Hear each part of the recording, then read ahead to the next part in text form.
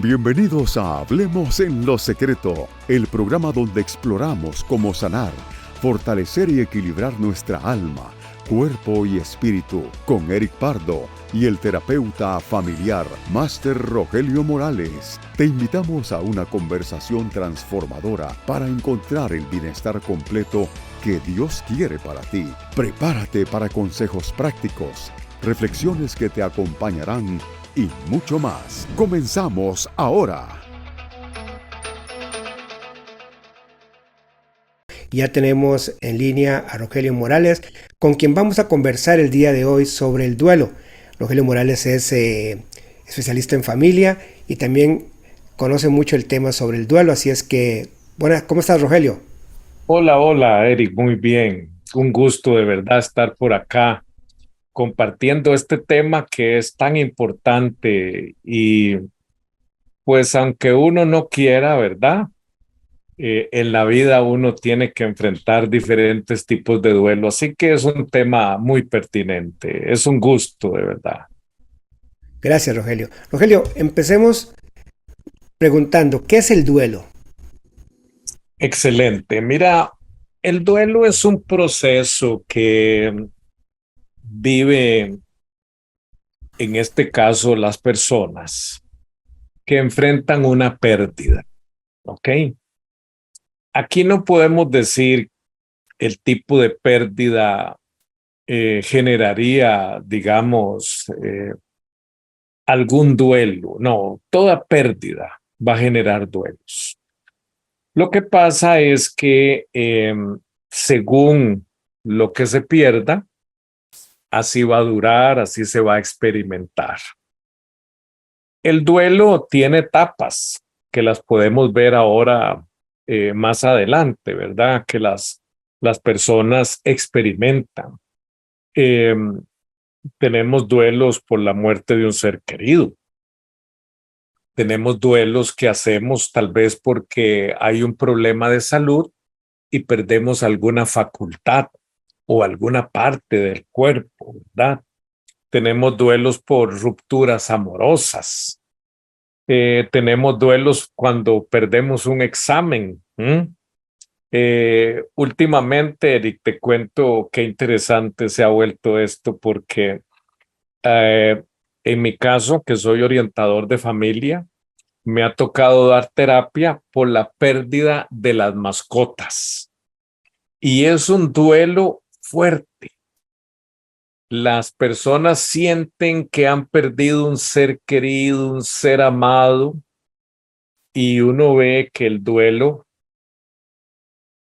lo manejan de una forma muy sentimental, con mucho dolor.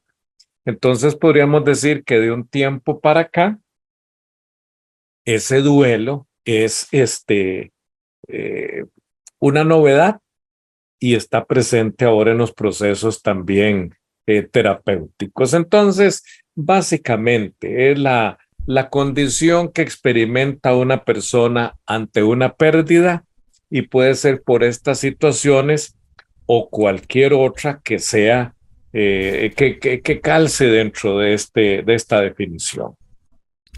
Rogelio, ¿y hay etapas del duelo? Sí, sí.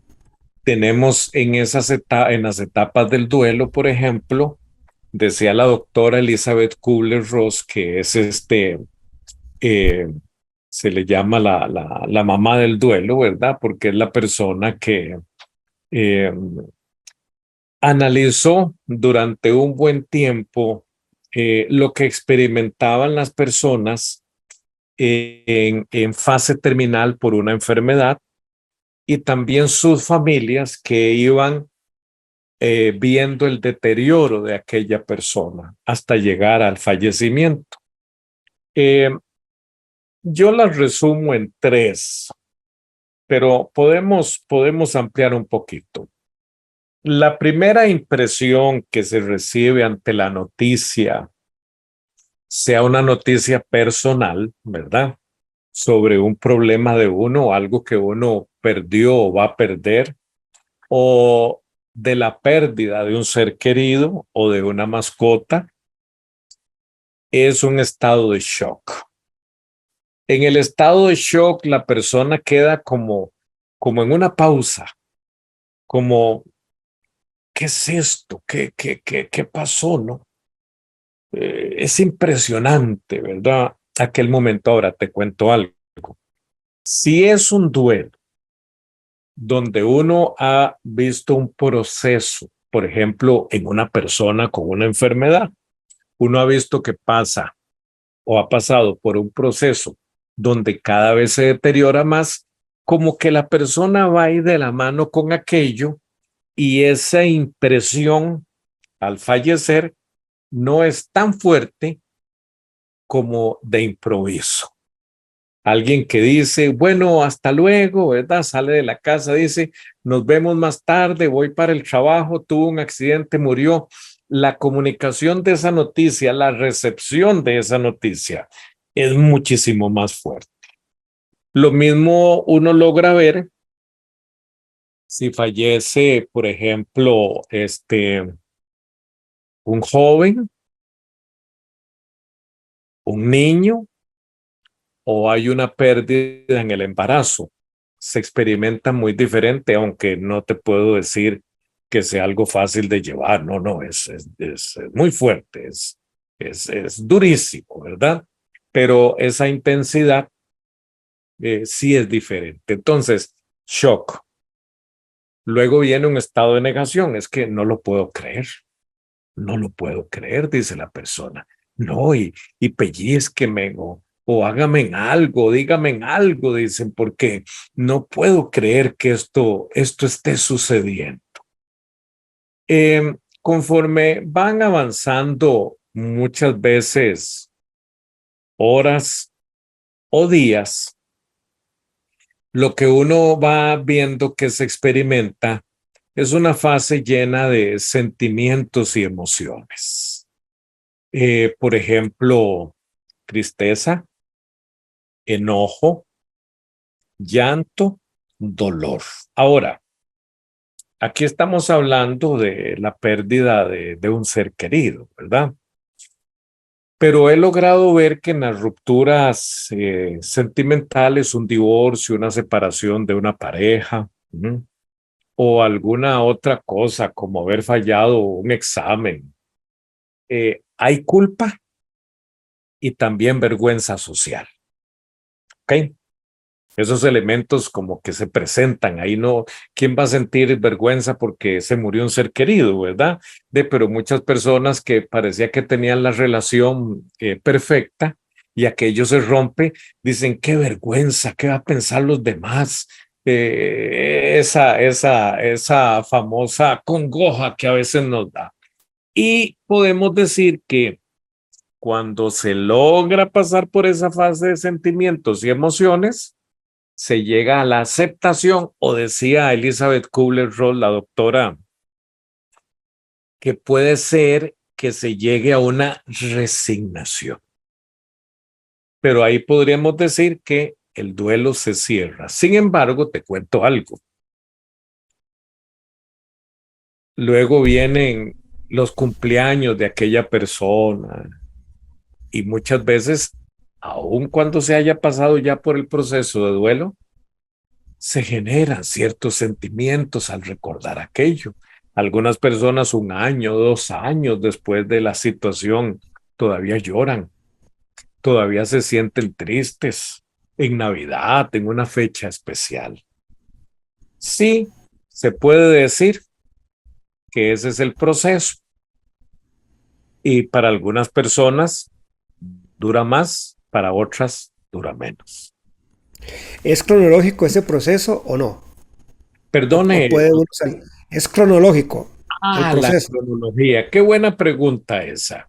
No, vieras que lo que se dice es que simplemente esas fases pueden intercambiarse a lo largo de un periodo de tiempo. Entonces, la persona puede estar con los sentimientos de la tristeza, el dolor y todo eso, y de pronto decir, no puedo creer, ¿será que pasó así? O un shock. o puede estar saliendo de, digamos, recibiendo la noticia y todo eso y sentir tristeza, sentir llanto, sentir dolor. Entonces se separan como para explicarlas. Pero sí podemos decir que en la fase de sentimientos y emociones, como que hay más tiempo en que la persona también va a intercambiar esos sentimientos y emociones que te he mencionado. Sentirse hoy triste, mañana brava, en la tarde sentir llanto, al otro día sentir dolor, el día que sigue no siente nada, pero después vuelve y ahí está, se intercambian. Sí se van alejando conforme se van acercando a la aceptación o resignación. ¿Ok? Ok. Y Rogelio, ¿y cuánto es la duración de un duelo y cuándo se vuelve crónico?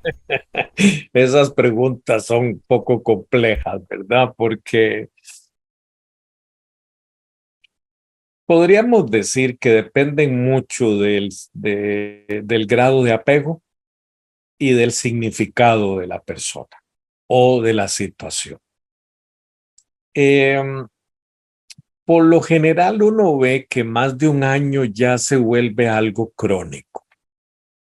Sin embargo, Eric, por ejemplo, si vos perdés un examen del colegio, de la universidad, ¿verdad? Sacaste una mala nota, no vas a tener un año o vas a tener meses para recuperarte, ¿verdad? Hay que estudiar otra vez y tener como un reto aprobar ese examen, ¿verdad? Entonces, depende mucho de lo que haya generado ese duelo.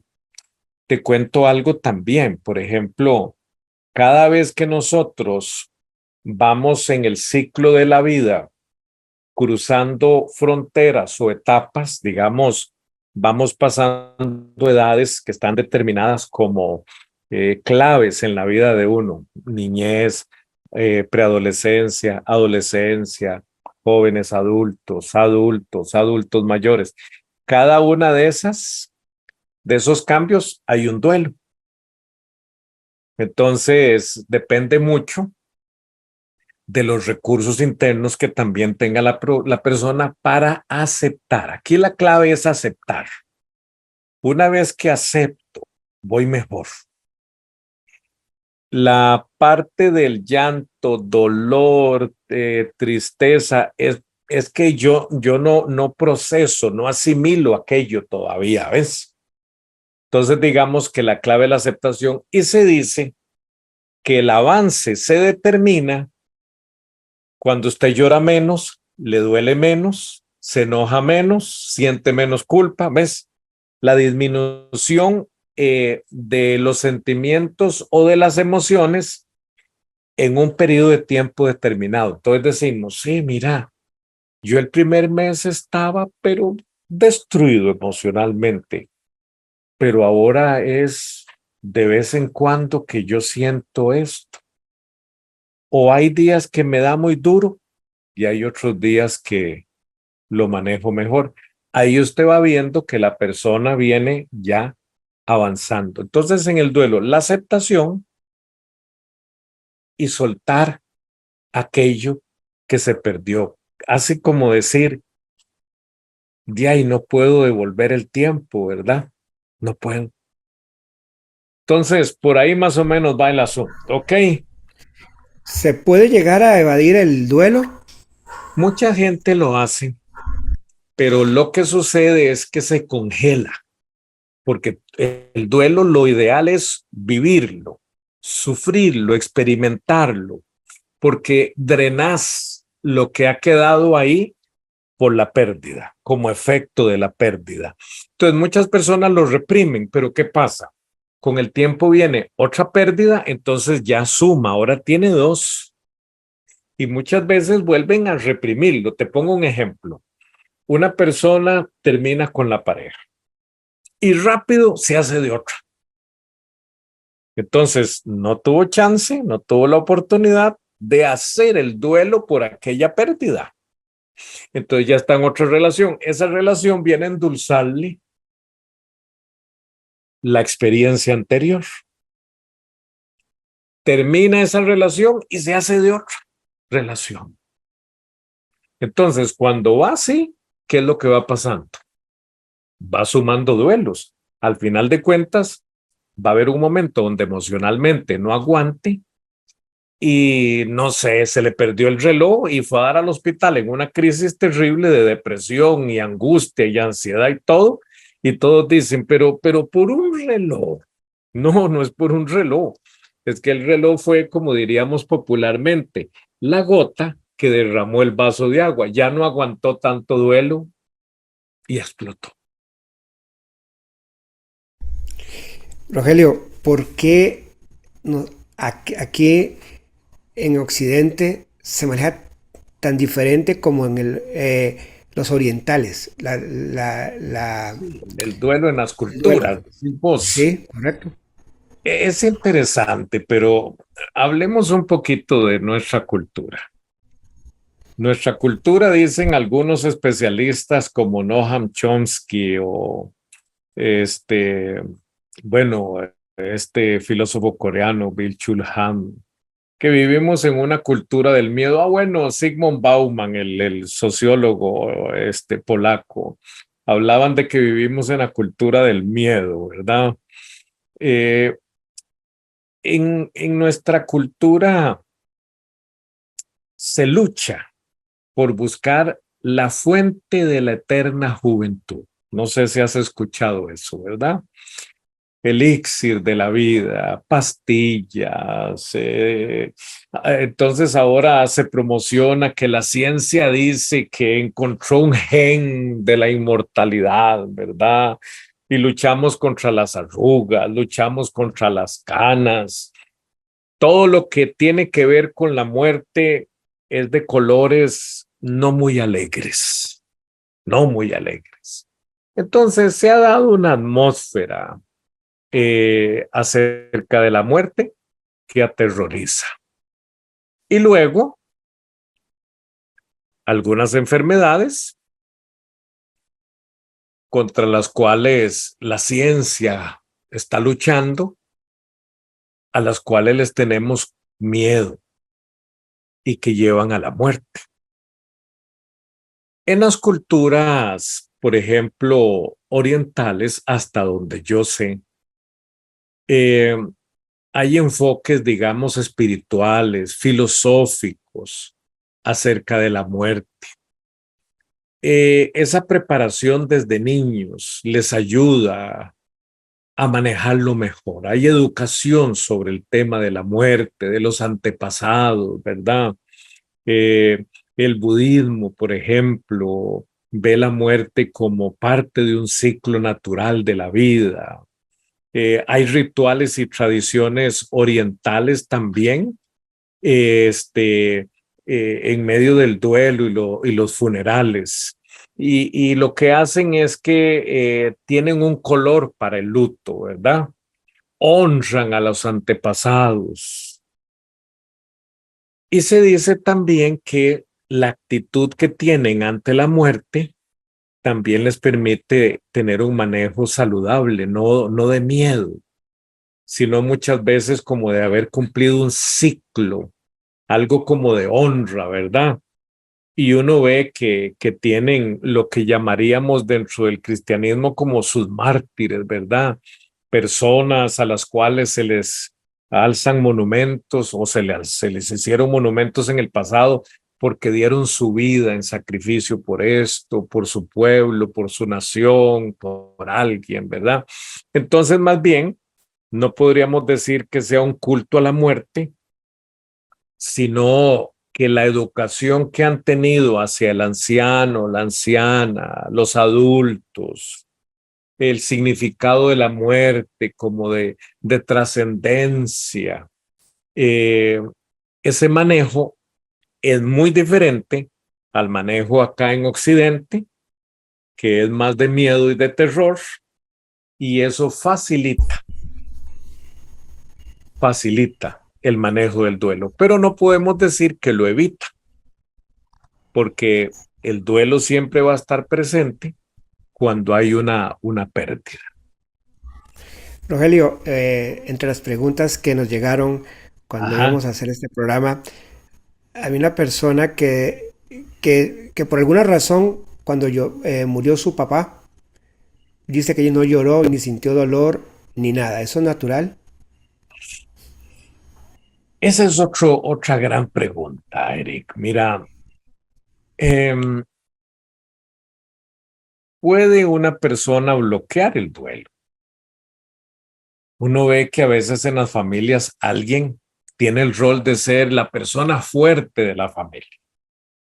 Una persona que dice, yo me hago cargo del funeral y llama aquí, llama allá, hace todas las vueltas necesarias, ¿verdad? Al menos aquí en Costa Rica, ¿verdad? Está atenta de que la gente esté tomando cafecitos, esté comiendo algo mientras están en la vela. Todo lo maneja con un aplomo, con una manera tan equilibrada y después se desploman cuando han pasado ya los días, cuando queda el vacío y no encuentra consuelo, no encuentra la persona. Hay personas que por su forma, su personalidad o alguna condición emocional no van a llorar, no van a sentir tristeza. Sí, yo no te puedo decir que no. Sin embargo, de alguna forma van a manifestar el duelo. Puede ser que se enojen, puede ser que más adelante tengan alguna reacción, pero podríamos decir que con toda libertad, lo ideal en un proceso como este es dejar que los sentimientos afloren, ser más amigos de nosotros mismos, no bloquearnos y poder uno de esa manera vaciarse y hacer el duelo que yo diría, bueno, a tu manera, ¿verdad? Pero hay que comprender que hay sentimientos, hay emociones y se tiene que llegar a una aceptación o resignación. Pero es una pregunta muy interesante. ¿Qué es lo que no se le debe decir a una persona que perdió a un ser querido? Algo así como lo siento, porque no lo siente. Lo que la persona siente, el duelo, digamos que es muy personal. Y uno a veces conversando, bueno, vos sabés, y lo hemos conversado en otro momento, que trabajé bastantes años apoyando pacientes en fase terminal en el sistema hospitalario aquí en Costa Rica y, y a sus familias. Entonces uno durante varios años tuvo la oportunidad empíricamente de hacer algunas evaluaciones, ¿verdad? Y las personas, cuando uno les preguntaba, ¿qué es lo que afecta, molesta, incomoda? Esa es una expresión. Lo siento tanto. O ver gente que no tiene mucha relación o no tenía mucha relación con la persona que falleció, llorando desconsoladamente, ¿verdad? Llorando y llorando y llorando.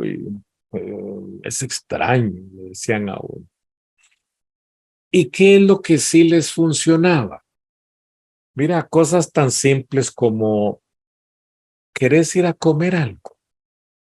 Ahí en el periodo ese de las carreras, de que hay que hacer trámites con la funeraria, con el cementerio, que está lo que llamamos el tiempo de la vela, ¿verdad?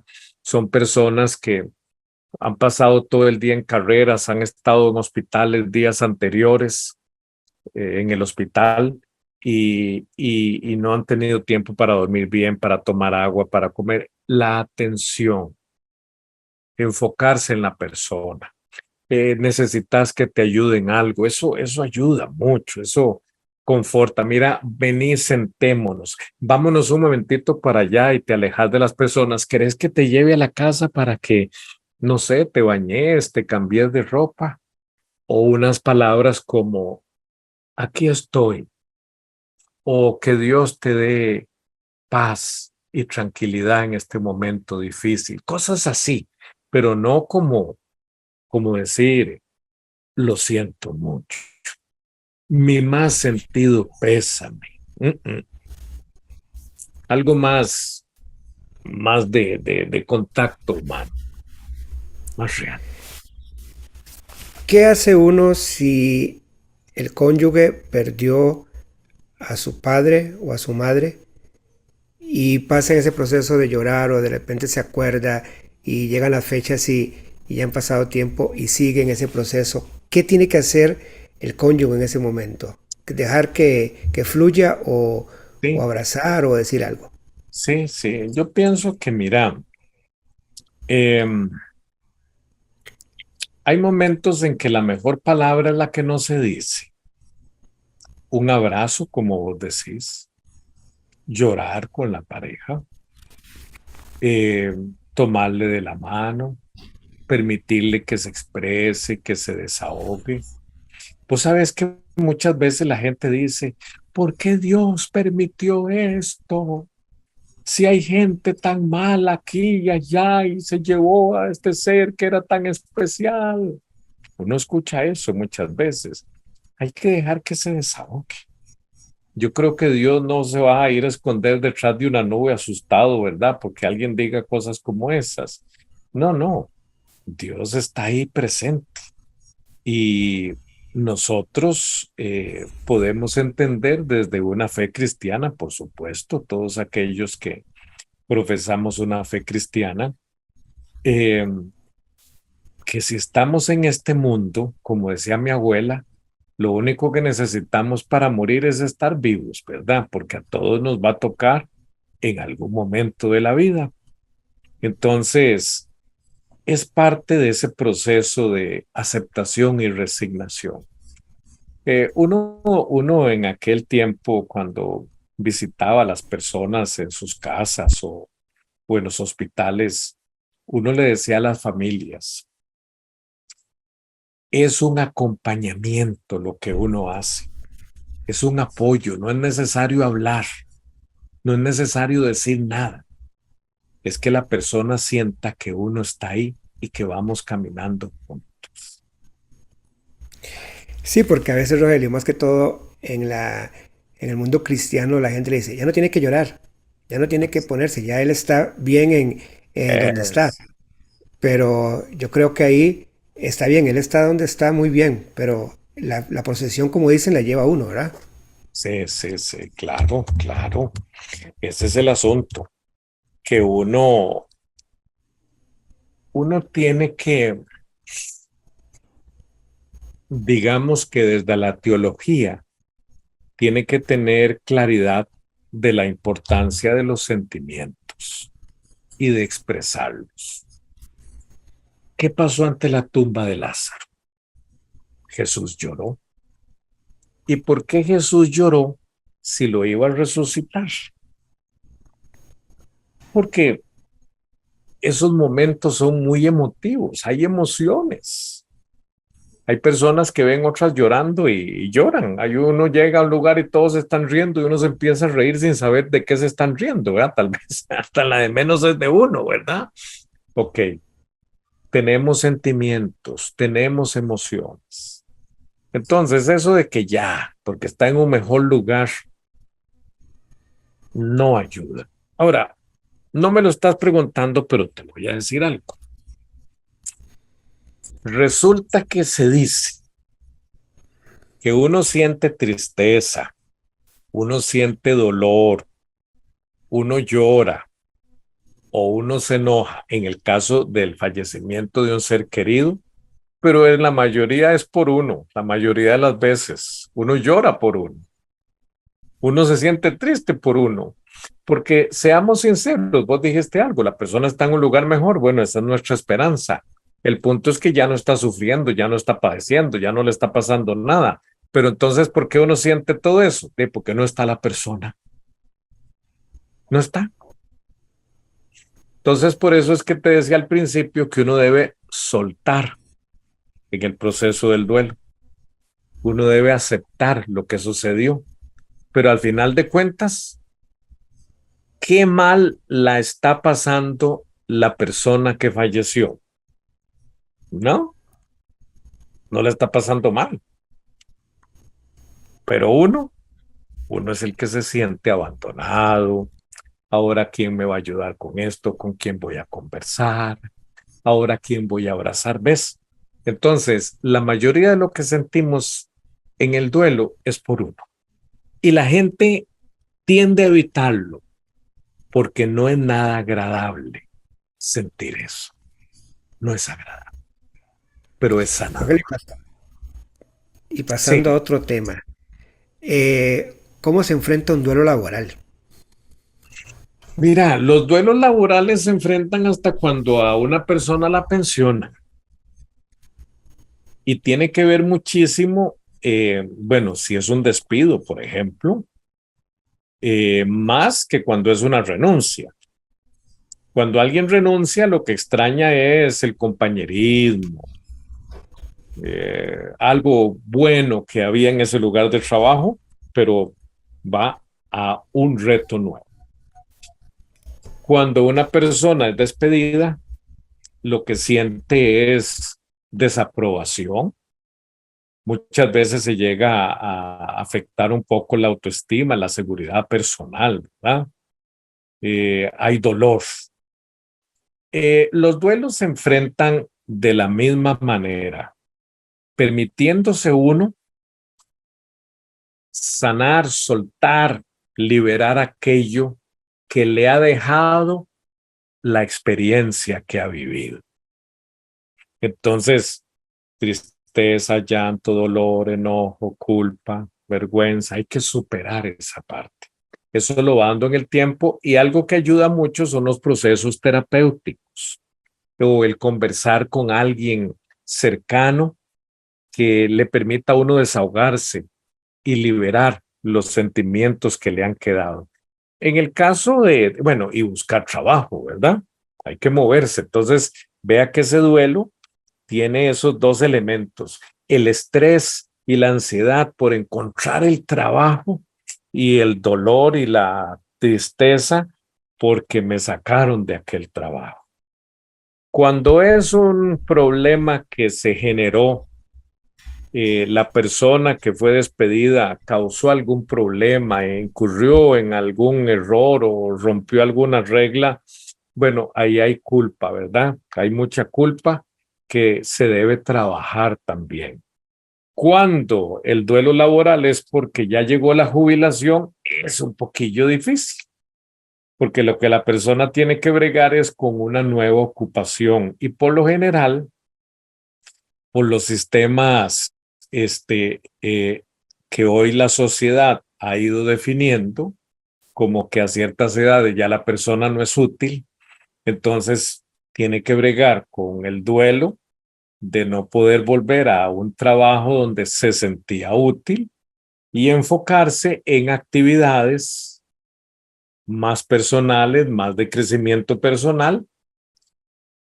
Y aunque a mí me parece que eso es un error, porque entre más años tenga la persona, más sabiduría, más conocimiento, más experiencia. En los países, ahora que hablábamos de Oriente, ¿verdad? Las personas ancianas, jubiladas, son veneradas. Y en algunos países desarrollados, pues ya se les da una asignación laboral a las personas que se han jubilado, donde hacen chequeos, hacen acompañamiento de otras personas, ¿verdad? Están activas. Entonces, lógicamente van a tener mejor calidad de vida, pero eso les permite sobrellevar más el duelo de haber tenido una pérdida laboral. En ese tema hay mucha tela que cortar y hay muchos panoramas. Y Rogelio, ¿cómo influye la religiosidad en un duelo por divorcio? Mira, Esas preguntas están muy buenas, Eric, porque yo creo que la gente de verdad apuntó muy fino.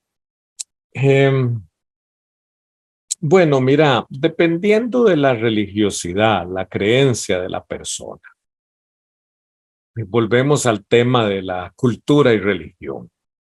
Dependiendo del lugar donde la persona se encuentre, simplemente es algo que se acabó y se busca otra oportunidad. En, en, en culturas donde la religión tiende a ser más restrictiva, por ejemplo, en una religión católica, el matrimonio es un sacramento. Eh, un sacramento que tiene que ver con un requisito para la salvación. Entonces, te divorcias y como que perdés el requisito, ¿verdad? Entonces genera mucha culpa, genera miedo, hay cierta separación de la vida práctica de la iglesia. Entiendo que no puedes comulgar o cosas de este tipo. Entonces digamos que las personas ahí llevan mucha carga y prácticamente se sienten como excluidos de la religión. En religiones como la evangélica, dependiendo, ¿verdad? Eh, donde hay mucha tendencia conservadora, eh, es algo que debe ser, el matrimonio es para siempre, para toda la vida. Si vos te divorciás, es pecado y tenés la opción de quedarte solo. Ahí estás en una zona, estás a salvo ahí, ¿verdad? Si te quedas solo. Pero dependiendo, si tu pareja fue infiel, usted queda libre para volverse a casar, pero si usted fue la persona que cometió la infidelidad o la falta, pues no, mejor solo, no hay oportunidad. Entonces digamos que menciono esto porque según la creencia, la persona puede experimentar culpa, miedo o sentir que el infierno está cerca. Y algunas personas pasan su proceso de duelo con esta carga encima. Otras personas prefieren mejor seguir con la relación que tienen, pero ya no sería tanto por amor o por empatía, sino por miedo. Entonces, mira, si a lo que estuvimos hablando, tristeza, enojo, llanto, dolor, culpa, vergüenza, le metemos miedo, el infierno, la pérdida de la salvación, es un paquete más difícil de manejar. Y ahí lo que podríamos decir es que, pues el duelo se pueda volver más fuerte, ¿verdad? Más crónico. Inclusive las personas pueden sentir que ya se alejaron de su pareja, ya rompieron con aquella relación, pero siguen caminando con aquel miedo. Y eso me parece a mí que no es adecuado, no es saludable en la vida de nadie, ¿verdad? Necesitamos una teología del divorcio. Rogelio, ya para ir finalizando, un resumen de todo esto, un mensaje al final del duelo. De los Para esas duelos, personas Eric, que están pasándose alguna situación de pérdida, sí. de alguna muerte, algo así. Mira, de los duelos no nos escapamos, Eric. No hay, no hay una puerta ahí como que podamos abrir en un momento así y salir corriendo. Tenemos que comprender que es un proceso natural del ser humano. Y también tenemos que entender que, según nuestra fe cristiana, Dios está presente consolándonos en medio de la dificultad, en medio del duelo de lo que sea. Nuestra teología del dolor es muy interesante porque podemos ver a través del estudio de la Biblia cómo Dios también ha sufrido duelos, ha tenido pérdidas y nos puede comprender. Si hay algo que nosotros necesitamos en los procesos de duelo es mejorar, incrementar nuestra espiritualidad, más cercanía a Dios, pero también ser más amigos con nosotros mismos, más amigables de nuestros sentimientos y saber que no vamos a dar una mala imagen si un día estamos tristes, si lloramos, si nos sentimos con enojo. Hay que aprender a conversar sobre esto en familia, en la iglesia, con los amigos, personas cercanas, con la pareja, porque eso nos libera. Y como familias, si se tiene o se ha tenido una pérdida, no dejen de hablar de la persona que perdieron. Recuerden los momentos que vivieron, ríanse de aquellos momentos que pasaron juntos, lloren también, porque la persona no está. Todo eso es sano. Mira, Eric, sé que nos hemos enfocado mucho en el duelo por la muerte de un ser querido. Hay más duelos todavía, pero te voy a decir algo. Al final de cuentas, el proceso del duelo hace que la persona que ha fallecido pase de la mortalidad a la inmortalidad de nuestro recuerdo. Y eso tenemos que entenderlo muy bien. Y si es una persona que ha abrazado la fe cristiana, pues desde la fe cristiana podemos entender que es una persona que está con Dios. Por lo tanto, uno tiene que consolarse, uno tiene también que abrirse a la paz y dejar ir a la persona. Hay ejercicios prácticos, muchas veces, escribirle una carta a la persona que ha fallecido. Y hay personas que la amarran a un globo de helio, se van al cementerio y la sueltan y le dicen, allá va mi adiós, mi despedida o mi hasta luego. Otras personas le prenden fuego y cuando va subiendo el humo dice, ahí va, ahí le llega esto, ¿verdad? Hay muchas formas de hacer ejercicios de desprendimiento. Ir al cementerio y decir, mira, acepto que falleciste, te voy a seguir trayendo flores o lo que a vos te gustaba, pero yo tengo que seguir con mi vida. Yo acepto que ya no estás aquí. Eso es algo que le permite a nuestra mente, a nuestro ser, hacer como el cambio y llegar a la aceptación y a la resignación. ¿Son momentos duros? Sí, sí. No podemos decir que nada de esto sea fácil. Bueno, Rogelio, creo que el tema muy interesante, ¿verdad? Creo que abarcamos varios puntos.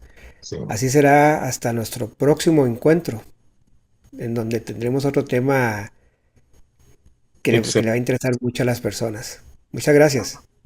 Con mucho gusto. Para mí siempre es un honor poder tomar este tiempo, sacar este espacio para compartir estos temas que son bien relevantes en la vida de todos. Que la pasen muy bien.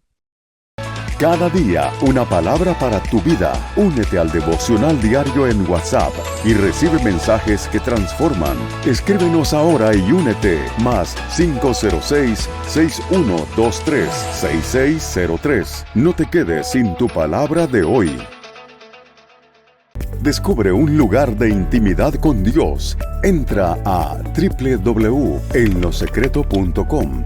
y accede a devocionales, estudios bíblicos, reflexiones y En lo Secreto Radio en vivo. Todo en un solo lugar. Conéctate hoy en www.enlosecreto.com y vive la experiencia. Gracias por acompañarnos en Hablemos en lo Secreto. Que tu alma, cuerpo y espíritu encuentren paz y bienestar. Hasta la próxima.